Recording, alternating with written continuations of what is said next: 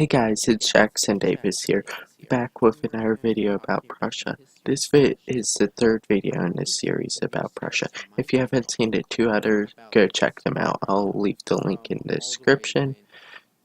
So I'm out of school, so hopefully I could get more videos out quicker. This video's topic is on the rule of Frederick William the First. Now let's get into it. Frederick William the First was the son of Frederick the First of Prussia and Sophia Charlotte of Hanover. And for you people don't know what Hanover is, it is a North German state and a personal union with the United Kingdom. But she was also the daughter of George the First, soon to be King of Britain.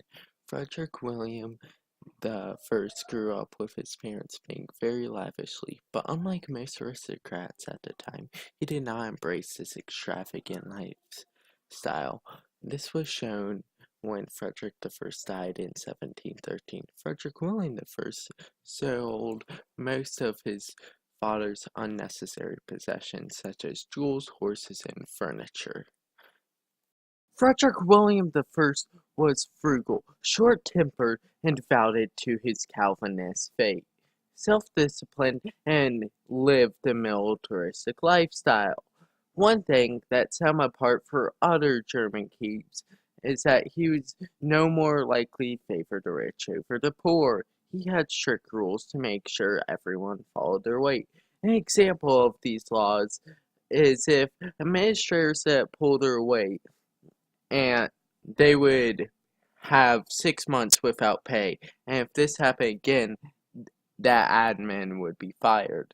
Before Frederick William the First ruled Prussia, nobles had great privileges because of the other Frederick William. But he ended their privilege with a land tax. Of course, Prussia was not completely fair, but relatively to other kingdoms during that time, it was a lot more fair than, let's say, France or Britain. Frederick William the First had made reforms over Prussia that set them better off. A couple notable ones are the Schools Edict Act of 1717. This expanded primary education to every citizen in Prussia. This was a revolutionary principle to Europe because before this, only nobles could get lots of education, and peasants just had to work the land and didn't really get that much general education. But one problem with the Edict Act is some kids couldn't get the education because nobles didn't fund the edict because, well, they weren't benefiting from it. Another reform was the resettlement of eastern territories in Prussia. The reason why the territories were unsettled because they were hit hard by the plague of 1709. One of Frederick William the First's big accomplishments is that he freed his serfs entirely in Prussia. He also centralized administration under a general directory, which through his ministers executed his orders. Through all these reforms, he modernized the state for the better and made Prussia even greater power in Europe. As I mentioned before, Frederick William the First was very frugal. He didn't spend money lavishly like his father. Prussia finances under Frederick the First were not doing so well. But when Frederick William took over, the treasury was almost empty. He turned things around really quick, though.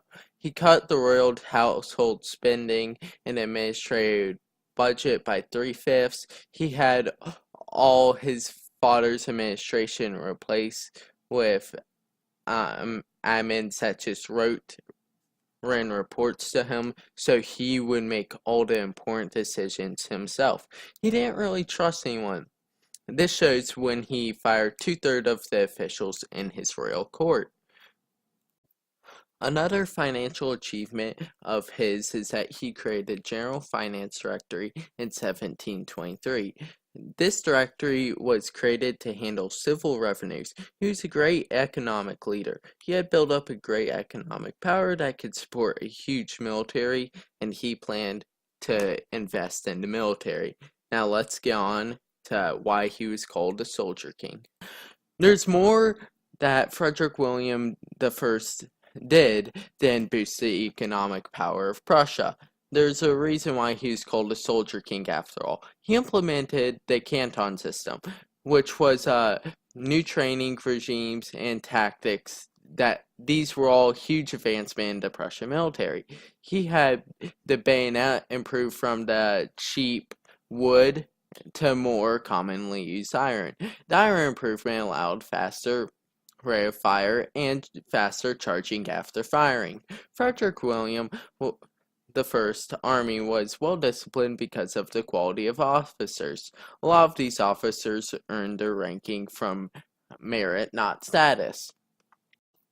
Frederick William did not sell commissions to the highest bidder, as was custom, but he gave them to the members of the aristocratic lifestyle strictly, according to merit. At this time, most men with muskets shot 3 times per minute, but the Prussian army drilled their men to fire 6 shots per minute. This was impossible during the heat of battle, but it gave them an advantage over their opponents. In 1716, Frederick William founded the first cadet school in Prussia.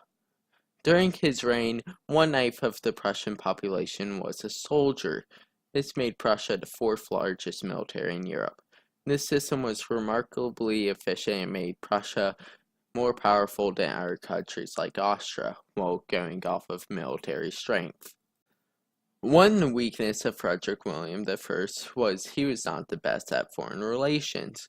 During the time of Frederick the First of Prussia, he was allied to England and Austria, but those relations cooled off during Frederick William the First's reign, and their only ally was France. Frederick William the First ended up dying in 1740. Although his influence will last on for many more years. He was a great king of Prussia, and one of the main reasons Prussia turned into a superpower. He built up an army and economy that would help Prussia in the wars of Frederick the Great. That's the end of another video. Hope you guys enjoy and learned a lot about Frederick William I. Make sure to like and subscribe, and see you soon.